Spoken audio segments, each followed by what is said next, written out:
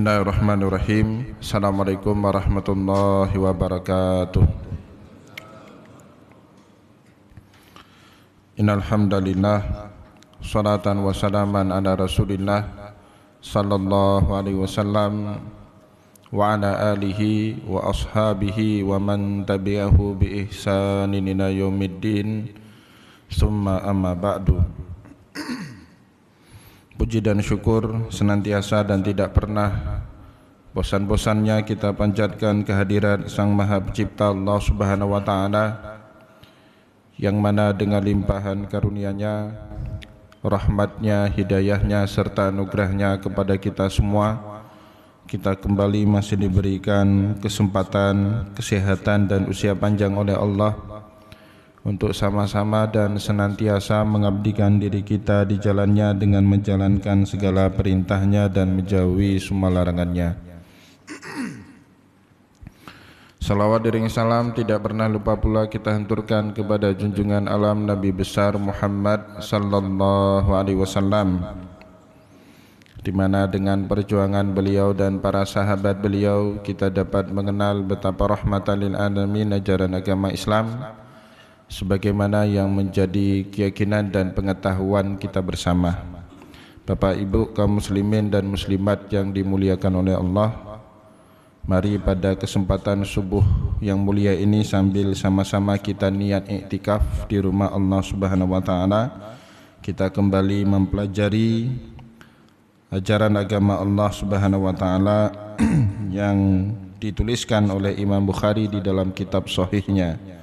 Namun untuk pada pertemuan yang mulia ini izinkanlah saya untuk diberikan kesempatan menjawab beberapa pertanyaan yang pada pertemuan lalu tidak sempat kita buka kesempatan bertanya, maka banyaklah para jamaah menyerang saya lewat SMS, ya lewat WhatsApp, kenapa tidak dibuka ruang tanya jawab.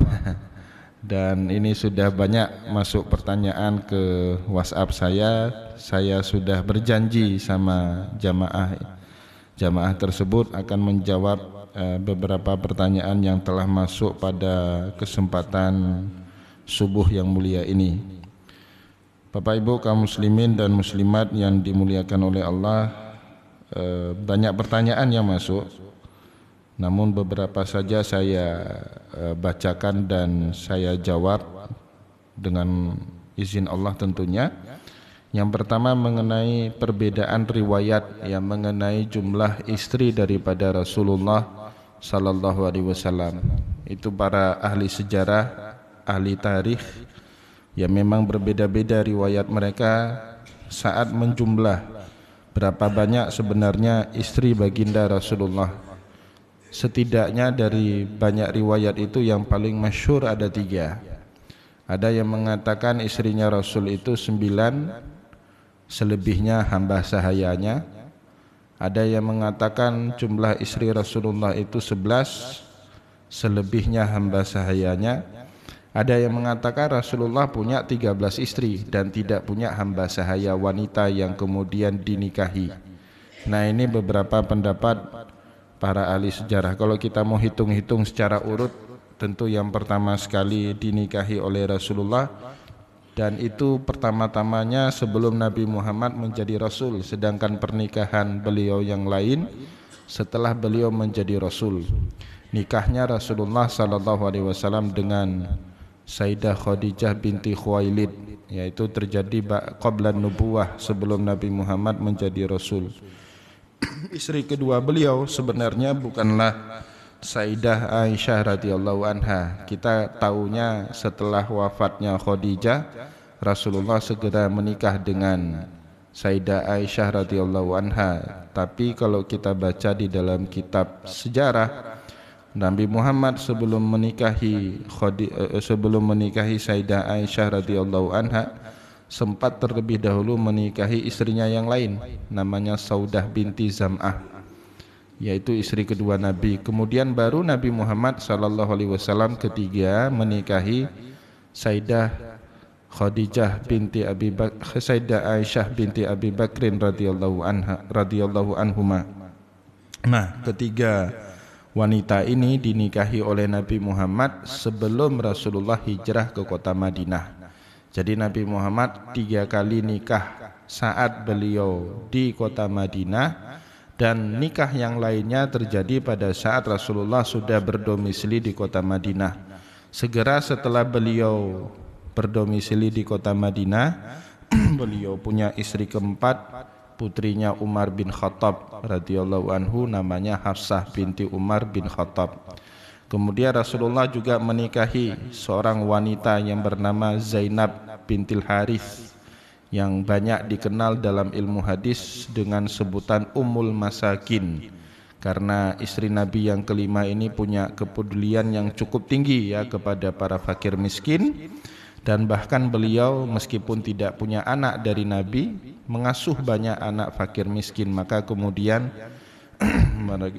orang-orang para sahabat menyebut beliau selain Ummul Mukminin, ibunya kaum mukminin, juga digelari beliau ini dengan sebutan Ummul Masakin, ibunya orang-orang miskin. Kemudian Rasulullah sallallahu alaihi wasallam juga menikahi Ummu Salamah.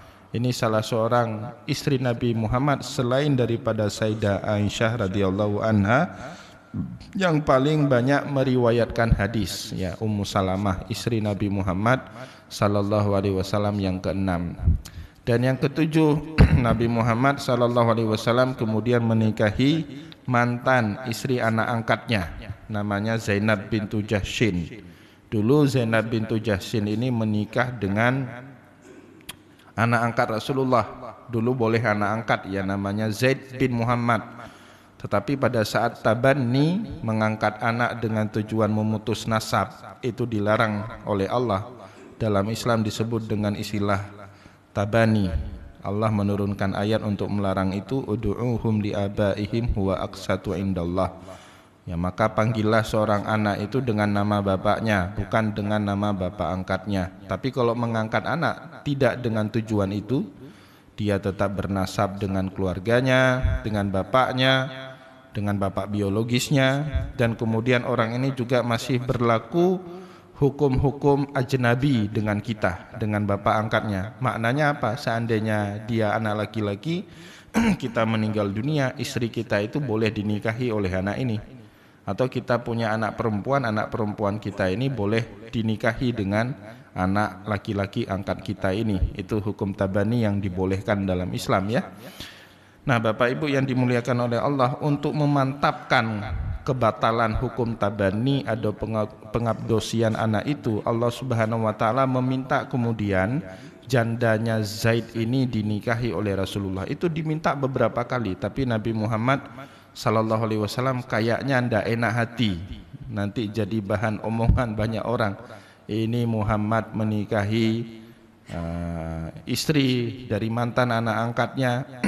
Itu kan jadi omongan banyak orang. Maka Nabi Muhammad menyembunyikan, dan itu diakui sendiri oleh Allah Subhanahu wa taala di dalam surat Al-Ahzab, wa tukhfi fi sudur. Beliau menyembunyikan apa yang ada di dalam hati beliau, padahal itu sudah ada perintahnya dari Allah. Singkat cerita, Allah Subhanahu wa taala lah yang menikahkan Nabi Muhammad dengan Zainab bintu Jahsyin. Jadi falamma qada Zaidun minha watra zawajnakaha. Jadi satu-satunya pernikahan Nabi Muhammad yang enggak pakai wali, yang enggak pakai saksi, langsung walinya, saksinya Allah Subhanahu wa taala. Pernikahan Nabi Muhammad sallallahu alaihi wasallam dengan Zainab bintu Jahsyin radhiyallahu anha. Maka kemudian hari setelah Rasulullah berumah tangga dengan Zainab bintu Jahsyin, itu kan sering terjadi riak-riak cemburu, ya, dinamika dalam berumah tangga antara satu istri Nabi dengan istri Nabi yang lain. Ya, ini saya yang paling disayangi, saya yang paling cantik, macam lah, itu kan pekaten urinang. Nah, itu Zainab bintu Jahsyin punya kata kunci beliau. Kalian banyak ngomong ini itu, saya inilah satu-satunya wanita yang wali nikah dan saksinya Allah Subhanahu wa taala. Jadi ini kata kunci beliau dalam menghadapi pekaten rumah tangga dengan istri-istri Nabi Muhammad sallallahu alaihi wasallam yang lain, ya. Zainab bintu Jahsyin, istri Rasulullah sallallahu alaihi wasallam yang ke-8. Kemudian Nabi Muhammad sallallahu alaihi wasallam juga menikahi seorang wanita Yahudi namanya Juwairiyah bintul Haris radhiyallahu anhu, istri Nabi Muhammad yang ke-9. Nah, sebagian orang yang beranggapan Nabi Muhammad itu punya 9 orang istri, ini jumlahnya, sedangkan selebihnya itu adalah hamba sahaya yang dinikahi,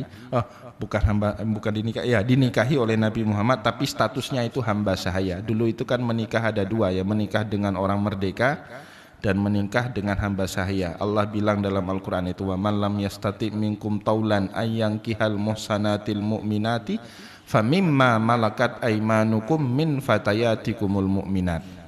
Jadi barang siapa di antara kalian tidak punya kecukupan finansial menikahi wanita muslimah yang baik-baik, famimma malakat aimanukum min fatayatikumul mu'minat, maka nikahilah wanita-wanita hamba sahaya yang baik-baik di tengah kalian. Nah, ini dulu boleh hukumnya ya, ada namanya hamba sahaya. Namun Bapak Ibu, saya punya pandangan lain, meskipun ada ulama yang mengatakan 9 istri Nabi yang merdeka, ada yang mengatakan 11 selainnya hamba sahaya.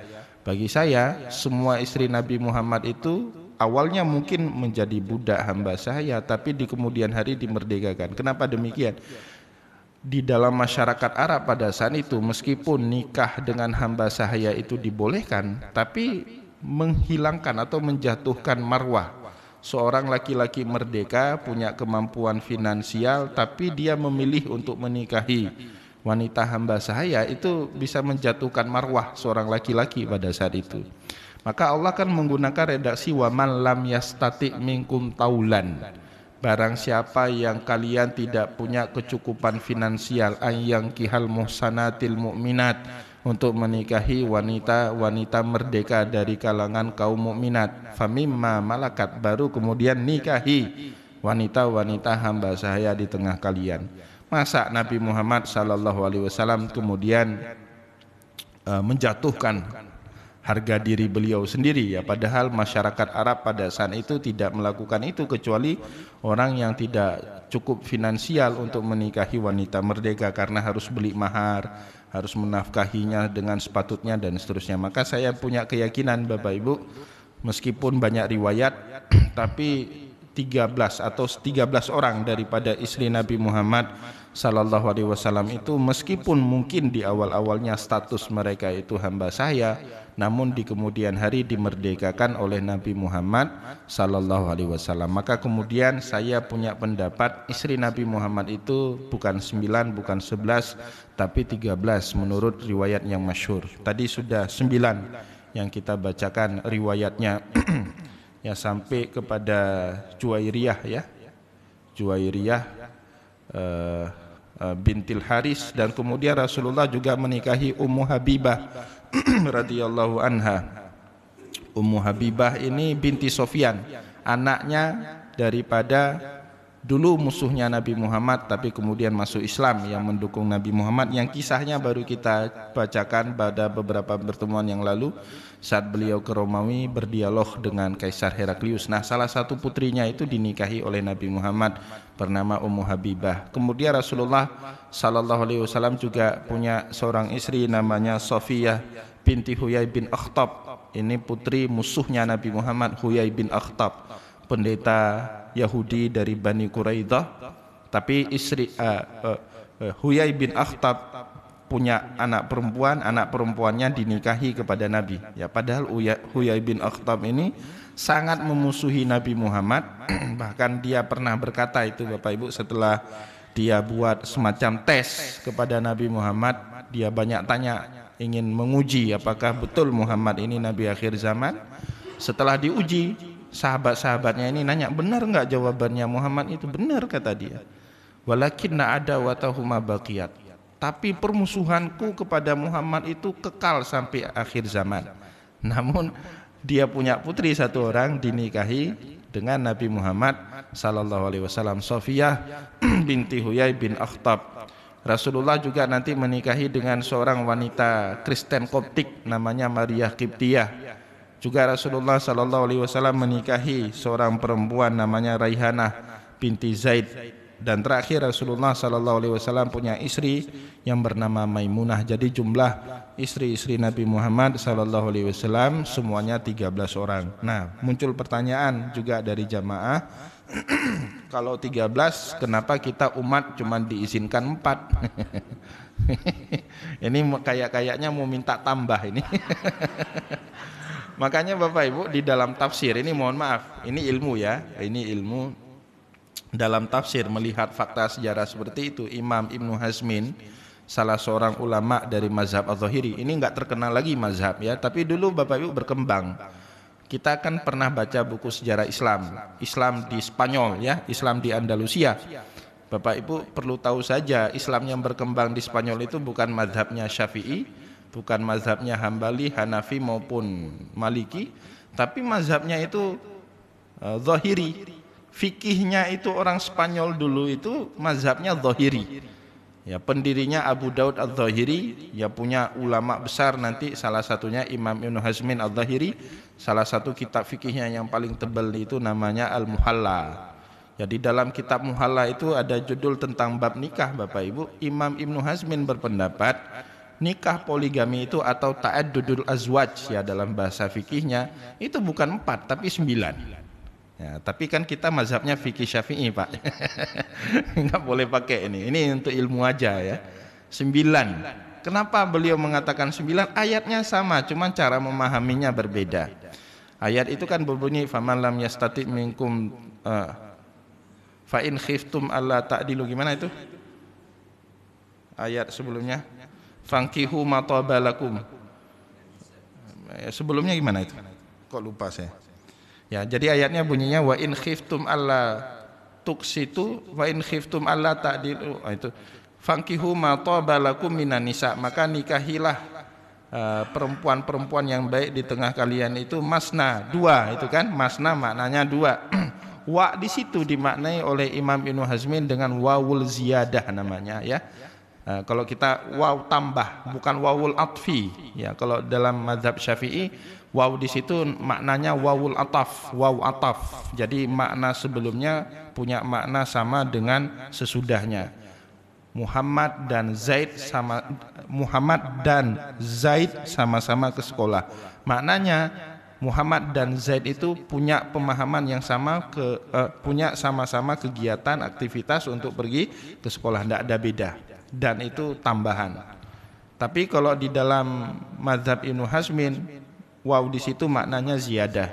Jadi pada saat Allah bilang masna 2, wasulasa tambah 3, waruba tambah 4, berapa Pak jumlahnya? 9. Nah, itu mazhab Al-Zahiri seperti itu pemahamannya. Tapi tidak disetujui oleh mazhab mayoritas ulama. Syukur Bapak Ibu tidak berkembang di Aceh mazhab Zahiri. Kalau enggak 9 orang kita punya istri. Ya, 1 aja repot ya 9 ya. Jadi Bapak Ibu kaum muslimin dan muslimat yang dimuliakan oleh Allah, ini termasuk bab khususiyatun Nabi. Ya, di dalam Islam itu ada yang namanya khususiyatun Nabi. Benar, secara umum syariat tidak tembang pilih antara syariat kepada Nabi Muhammad dengan syariat kepada umatnya sama saja, tidak ada tembang pilih. Allah bilang, Rasulullah bahkan bilang dalam hadis itu, innallaha amaral mu'minina bima amara bihil mursalin. Allah itu kalau perintahkan kepada mukmin, perintahnya pasti berlaku sama dengan nabi-nabinya, tidak ada diskriminatif. Tapi memang dalam bab-bab tertentu ada yang disebut dengan khususiyatun Nabi. Dan kadang-kadang Bapak Ibu yang perlu kita pahami, khususiyatun Nabi itu tidak selalu enak. Ya, kita kan bacanya yang enak-enak aja. Nabi boleh menikah lebih dari 4. Nabi Muhammad boleh menikah tanpa mahar Bapak Ibu. Bahkan tanpa mahar. Wa mra'atun itu diceritakan sendiri oleh Allah dalam Al-Quran. Wa mra'atun mu'minatun in wahabat nafsaha lin nabi khalisatun lin nabi min dunil mu'minin. Dan wanita muslimah baik-baik jika dia ingin dihibahkan dirinya. Itu sering Pak kejadian.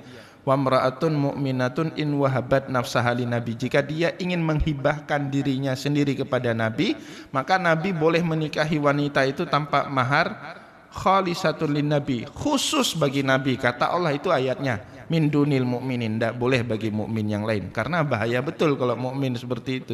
Kalau kita ini, jadi pernah Pak, suatu hari Nabi Muhammad sedang pengajian, datang wanita, gadis baik-baik, cantik orangnya, dia menawarkan aradat nafsaha lin nabi, dia menawarkan dirinya itu buat Nabi. Ya Rasulullah, saya minta engkau menikahiku. Lah kalau kita Pak sekarang, yuk ke KUA. Jangan nunggu besok kalau kita itu. Tapi dalam riwayat hadis gimana ceritanya itu? Para perawi, para sahabat menceritakan, fata'ta'a Rasulullah sallallahu alaihi wasallam ra'sahu. Nabi Muhammad itu menundukkan pandangannya. Tunduk ini, tunduk. Lama Nabi Muhammad tunduk seperti itu. Maka sejenak kemudian mengangkat balik, farafa'a ra'sahu, dia mengangkat kepalanya. Dia Rasulullah mengatakan, la hajatali, la hajatali laki, saya belum punya kebutuhan terhadap dirimu. Nah, kemudian perempuan itu baru, ya Rasulullah kalau begitu cari satu calon buat saya.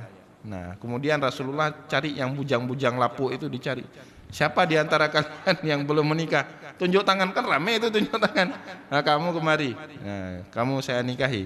Ada mahar? Tidak ada. Iltamis walau khatiman min hadid, kata Nabi. Cari mahar, walau itu satu cincin dari besi, carilah, pokoknya harus ada, jangan modal dengkul. Cari orang ini, ternyata nggak ada juga Pak, udah capek cari, cincin aja nggak punya, ini modal dengkul. Ya, jadi akhirnya Rasulullah tanya, apakah kamu bisa baca Al-Quran? Oh bisa. Kamu ngerti baca Al-Quran? Tanya sama calon perempuan atau calon istri. Nggak bisa. Maka Rasulullah bilang, oke, kalau gitu kamu ajarin dia Al-Quran. Zawajnakuma bima ma'aka minal Quran, saya nikahi kalian berdua, maharnya itu kamu mengajarkan dia Al-Quran. Maka mahar itu tidak selalu mayam Mbak, emas, boleh juga jasa, ya kan, boleh juga jasa. Ini jadi dalil bagi ustadz-ustadz TPA ini yang modalnya dengkul ini, dalilnya ini Pak, nanti kalau lamar ditolak, saya hafal Quran Pak. Nah, ini modalnya ya, ada kemudahan di balik kesukaran. Ini yang pertama. Jadi khususiyatun Nabi itu ya kadang-kadang kayaknya menguntungkan Nabi, tapi Bapak Ibu perlu tahu yang lain berat betul bagi Nabi. Sholat tahajud itu sunnah bagi Nabi awalnya, nafilatan laka, ya kan, wa minal laili fatahajjad bihi nafilatan laka. Tapi Nabi Muhammad kemudian menaikkan statusnya itu menjadi wajib. Salat tahajud itu wajib. Nabi Muhammad kalau nggak ngerjain tahajud itu dosa beliau. Kalau kita banyak seringnya nggak sholat tahajud Pak. Sering kita kan nggak sholat tahajud. Tapi Nabi Muhammad itu wajib sholat tahajudnya itu. Sholat witir wajib, sholat duha bagi Nabi Muhammad juga wajib. Dan Bapak Ibu, Nabi Muhammad itu kalau puasa Ramadan beda dengan kita. Kita cuma siang. Nabi Muhammad shaumul wisal, puasanya bukan hanya siang juga malam. Jadi buka puasa bagi Nabi Muhammad itu adalah sahur, sahur bagi Nabi Muhammad itu adalah buka puasa. Ya, jadi setelah buka puasa makan minum, beliau berhenti nggak makan lagi. Kalau kita masih makan minum setelah maghrib, setelah isya masih makan. Kalau Nabi Muhammad enggak lagi, udah puasa lagi. Jadi berat. Ya, jadi ada hal-hal yang kayaknya ringan, tapi dalam hal-hal tertentu berat. Nabi Muhammad enggak boleh terima zakat, enggak boleh terima sedekah. Kita Bapak Ibu kalau jadi amil zakat boleh terima hak amil namanya ya. Nabi Muhammad enggak mau nanti dikata-katain oleh orang. Ini Muhammad ngajarin dakwah, tujuannya ngutip zakat untuk memperkaya diri. Jadi Nabi Muhammad ingin memproteksi perspektif itu muncul dari kalangan umat Islam. Maka kemudian jauh-jauh hari beliau mengharamkan yang namanya zakat, mengharamkan yang namanya sedekah, bukan hanya untuk diri beliau sendiri, tapi juga untuk anak keturunannya, cucu-cucunya itu, sampai akhir zaman. Kalau ada cucu, para habaib, para said, para sadah, keluarga sadah itu tidak boleh terima zakat, itu tidak boleh terima sedekah, sama kayak buyut mereka, kakeknya Nabi Muhammad sallallahu alaihi wasallam nggak terima zakat. Jadi kan berat. Jadi keluarga Nabi Muhammad sallallahu alaihi wasallam itu khususiyatnya banyak yang beratnya dibandingkan yang mudahnya. Tapi ya kebanyakan kita kadang-kadang bacaannya yang mudah gitu. Itu pertanyaan yang pertama. Pertanyaan yang berikutnya Bapak Ibu,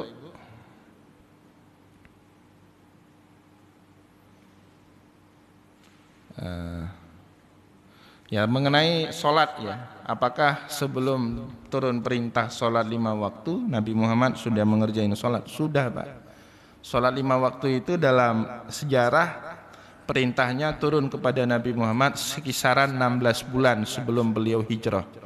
Jadi peristiwa Isra dan Mi'raj yang tiap saban tahun kita peringati itu peristiwanya terjadi 16 bulan ya sebelum Nabi Muhammad hijrah ke kota Madinah. Nah, itu bahkan para ahli sejarah mengatakan sebab Nabi Muhammad hijrah itu salah satunya Isra dan Mi'raj.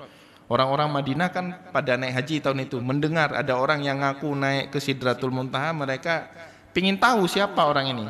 Cari, ketemunya Nabi Muhammad pada saat itu sedang di Aqobah. Tempat lontar jomrah itu kan ada 3, Pak. Yang paling pojokan ujung sana namanya Aqobah. Nabi Muhammad sedang duduk-duduk situ. Orang ini nanya, kamu ya yang ngaku pergi ke Sidratul Muntaha? Iya. Kemudian sudah jadi tabiatnya Nabi, setiap ada orang datang beliau bacakan ayat Al-Quran. Orang-orang Madinah ini kagum dengan bacaan Nabi itu. Sehingga 12 orang itu baiat Islam di Aqobah. Itulah yang disebut dengan Aqabah atau baiat Aqabah yang pertama. 12 orang tahun yang pertama. Tahun besoknya lebih banyak lagi datang. Karena Kamehaba di kota Madinah itu sudah menjadi speakable ya, menjadi buah pembicaraan. Nah, ini ada orang ngaku Nabi, datang 73 orang. Baiat lagi di Aqabah lagi, namanya baiat Aqabah yang kedua. Inilah perintis dakwah di kota Madinah, itu nanti akhirnya menyebabkan Nabi Muhammad bisa hijrah ke kota Madinah Al-Munawwarah. Nah, Bapak Ibu yang dimuliakan oleh Allah, sebelum Isra dan Mi'raj itu Nabi Muhammad sallallahu alaihi wasallam sudah mengerjakan sholat. Mana buktinya? Pertama, riwayat Abu Sufyan. Pada pertemuan yang lalu kita banyak baca tentang percakapan Abu Sufyan saat ditanya sama Kaisar Heraklius macam-macam. Salah satu pertanyaannya, fima ya'murukum, ya kan? Tanya Heraklius kepada Abu Sufyan, Muhammad itu perintah kalian tentang apa? Fima ya'murukum. Dijawab sama Abu Sufyan, ya'muruna bis salati wal ifafi was sidqi. Muhammad itu perintahkan kami sholat, ya. Perintahkan kami untuk jujur, perintahkan kami untuk menjaga marwah harga diri kami. Itu kan jawabannya. Itu digunakan dalil oleh para ulama untuk mengatakan perintah sholat itu ada, tapi sholatnya bukan 5 waktu yang kita kenali sekarang, sholat lain.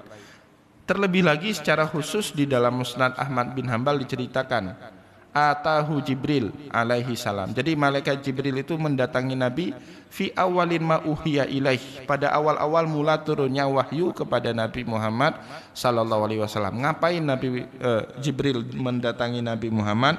Di dalam riwayat itu dijelaskan fa'alimahul udu wassalah, fa'alimahul udu'a wassalata. Jadi malaikat Jibril ini mengajari Nabi Muhammad sallallahu alaihi wasallam tata cara wudu dan mengajari Nabi Muhammad sallallahu alaihi wasallam tata cara sholat. Nah, cuman sholatnya berbeda. Apa sholatnya? Bagaimana sholatnya? Dijelaskan ya, misalnya di dalam kitab Muhalla atau di dalam kitab Qalyubi wal Umairah. Di Aceh sebutnya Mahali ya. Nah, di Mesir lebih kenal dengan sebutan Qalyubi wa Umairah. Inna bada'as salati fil Islam. Permulaan sholat dalam sejarah Islam itu raka'ataini bil ghadati wa raka'ataini bil asyi. Jadi 2 rakaat pada pagi hari dan 2 rakaat pada malam hari. Itu awal mula sebelum turunnya syariat sholat 5 waktu melalui peristiwa Isra dan Mi'raj. Jadi Nabi Muhammad mengerjakan sholat itu bukan barang baru, Bapak Ibu, sudah barang lama itu. Maka di dalam sejarah Nabi Muhammad sholatnya kiblatnya 2 itu, Pak. Jadi beliau itu Mekah itu letaknya di arah selatan. Kalau Madinah kita jadikan tengah, Mekah itu selatannya kota Madinah. Sedangkan Baitul Maqdis atau Yerusalem sekarang, Al-Aqsa itu letaknya utara daripada kota Madinah. Berarti pada saat Nabi Muhammad ini kota Madinah, ini Mekah, di sini baru Baitul Maqdis. Pada saat Nabi Muhammad sallallahu alaihi wasallam berada di kota Mekah, beliau bisa berkiblat 2 sekaligus.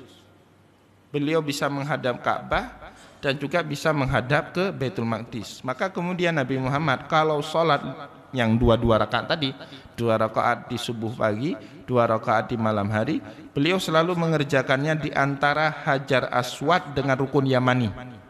Kan Ka'bah itu bentuknya persegi 4 ya Pak ya. Ada sudut-sudutnya. Rukun yang pertama namanya Hajar Aswad, tempat start mulai dan akhir tawaf namanya Hajar Aswad. Kemudian rukun Syami, kemudian rukun Iraqi, dan yang terakhir namanya rukun Yamani. Nabi Muhammad Pak mengerjakan sholat antara rukun Yamani dengan Hajar Aswad ini. Di situ beliau berdiri. Ya, maka salah satu tempat mustajabah doa kalau kita pergi umrah tawaf, saat kita masuk di antara rukun Yamani dengan Hajar Aswad. Sunnahnya itu enggak memperbanyak zikir lagi, tapi baca doa Rabbana atina fid dunya hasanah kalau sudah sampai di tempat itu Pak. Kenapa? Nabi Muhammad selalu sholat di situ selama beliau di Mekah. Maka sekaligus beliau bisa menghadap dua kiblat, Ka'bah dan Baitul Maqdis. Kiblat umat Islam pertama kan Ka'bah, Baitul Maqdis. Tapi Nabi Muhammad enggak mau ninggalin Ka'bah. Maka Isra dan Mi'raj itu mulai dari Ka'bah, ya Masjidil Haram di dalam ayat itu sebenarnya maknanya Ka'bah. Subhanalladzi asra bi abdihi lailan minal Masjidil Harami ilal Masjidil Aqsa. Jadi Bapak Ibu pada saat baca Masjidil Haram dalam ayat itu, jangan yang terbayang sama kita Masjidil Haram sekarang ada rumah gede bangunannya, ada hotel, jangan. Nggak ada itu dulu. Yang ada ya Ka'bah itu. Masjidil Haram dalam pengertian ayat Al-Quran ya Ka'bah itu sendiri. Maka perjalanan Isra Mi'raj mulai dari Masjidil Haram ilal Masjidil Aqsa. Nah, problem jadi masalah kemudian saat Nabi Muhammad hijrah. Saat Nabi Muhammad hijrah kan menghadapnya ke Baitul Maqdis, berarti membelakangi Ka'bah. Ka'bah di selatan, sedangkan Baitul Maqdis di utara. Nah, inilah kemudian Nabi Muhammad gak nyaman, gak enak hati, selalu bermunajat kepada Allah agar kiblat dipalingkan sampai turun ayat qad nara taqalluba wajhika fis sama falan walliyannaka qiblatan tardaha fawalli wajhaka syatral masjidil haram. Sedang ngerjain sholat asar Pak waktu itu di masjid kiblaten yang sekarang ini. 2 rakaat pertama masih menghadap ke sana, ke utara, ke Baitul Maqdis. 2 rakaat terakhir Nabi Muhammad putar, sudah menghadap ke Masjidil Haram ke selatan. Para sahabat ikut aja itu. Nabi Muhammad putar, mereka balik arah semua. Coba yang imamnya misalnya Tengku Asnawi tadi balik arah, itu Pak jamaah protes semua itu. Sakit lom Tengku Asnawi kan gitu. Ya kan? Tapi ini Nabi Muhammad ya, orang jamaahnya sekaliber Umar ya kan, sekaliber Abu Bakar, nggak ada protes-protes. Ikut aja mereka. Setelah sholat baru nanya, ya Rasulullah apa yang turun samamu tadi waktu sholat? Wah, baru dibaca sama Nabi. Tadi sudah turun perubahan kiblat ya dari utara menuju ke selatan itu. Jadi Nabi Muhammad sholat Pak sebelum ada perintah Isra dan Mi'raj itu ya. Ya. Apalagi ini pertanyaannya. Ya, apakah Nabi Muhammad rutin syariat apa yang turun pertama sekali di Madinah? Pak, kalau di Mekah ayat yang turun itu kan Iqra ya kan? Kemudian ya ayyuhal muzammil ya ayyuhal mudatsir. Surah Al-Muzammil, surah Al-Mudatsir, kemudian perintah tentang tauhid, banyaknya itu kan di Mekah. Qul huwallahu ahad, surah Al-Ikhlas itu surat ke-17 ya kalau nggak salah saya itu, yang turun kepada Nabi Muhammad. Pokoknya tentang tauhid banyaknya. Ayat pertama yang turun di Madinah itu di dalam kitab Manahilil Irfan itu surat atau ayat tentang dagang. Jadi Nabi Muhammad hijrah, beberapa hari Nabi Muhammad sampai ke kota Madinah itu turun ayat tentang dagang Pak.